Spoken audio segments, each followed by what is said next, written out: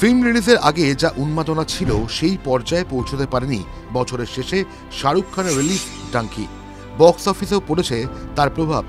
শাহরুখ খানের ফিল্ম নিয়ে যত না সমালোচনা, তার থেকে বেশি সমালোচনা চলছে পরিচালক রাজকুমার হিরানিকে নিয়ে, যার পরিচালনায় 3 ইডিয়টস, মুন্না ভাই, পিকের মতো ফিল্ম একের পর এক মাইলস্টোন তৈরি করেছে। সেখানে ডাঙ্কির মতো ফিল্ম তিনি বানালেন কিভাবে? তার মধ্যে প্রভাস অভিনীত সালার চাপে ফেলে দিয়েছে ডাঙ্কিকে, যার বিপাকে ফেলেছে বলিউডের এই বিগ বাজেটের সিনেমাকে। ডাঙ্কির ব্যর্থতা নিয়ে সবাই শুনতে চাইছিল পরিচালক রাজকুমার হিরানি কি বলেন। অবশেষে মুখ খুললেন পরিচালক। কি বললেন রাজকুমার হিরানি?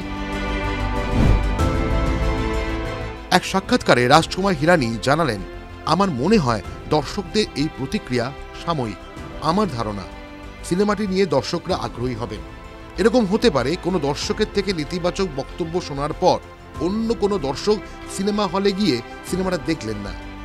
এটা লম্বা দৌড়ে ছোট প্রভাব ফেলে।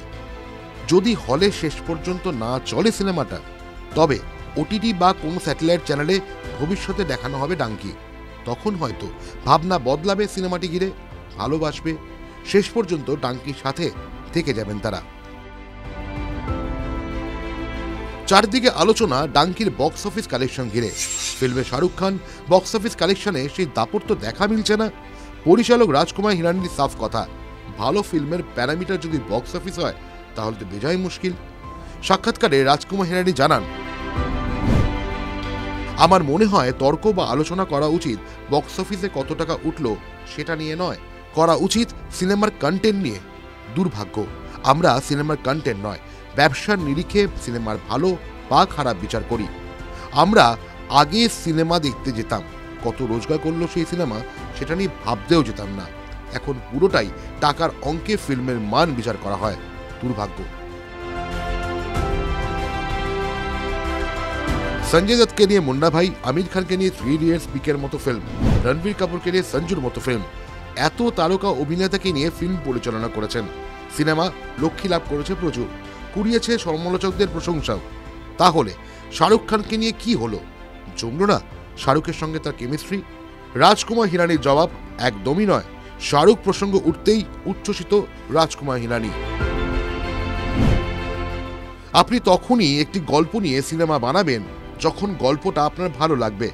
বিশ্বাস করুন, শাহরুখ খান শুরু থেকেই এই ফিল্মের সঙ্গে এমনভাবে জড়িয়ে গিয়েছিলেন ভাবতেও পারবেন না। প্রথমে প্লেন দিয়ে যে পোস্টার পরিকল্পনা হয়েছিল সেই ছবিটা দেখাই শাহরুখ ভীষণ আগ্রহী হন। শাহরুখকে এক কথায় বলবো, একজন সাহসী অভিনেতা। প্রতিটি অভিনেতাই নিজেকে ভাঙতে চান, অন্য কিছু করতে চান। কয়েকদিন আগেও অ্যাকশন ফিল্ম করলেন। শাহরুখ আবার সেই অ্যাকশন ফিল্ম করতে চাননি। ডাঙ্কির গল্প নিয়ে শাহরুখ কতটা উচ্ছ্বসিত ছিলেন বলে বোঝাতে পারবো না। আসলে পরিচালকের নাম যখন হয় রাজকুমার হিরানি, তখন প্রত্যাশা থাকে আকাশ ছোঁয়া। সেটাই কি ডোবালো ডাঙ্কিকে? রাজকুমার সেই নিয়ে একটা শব্দও ব্যয় করেননি। TV9 Bangla digital.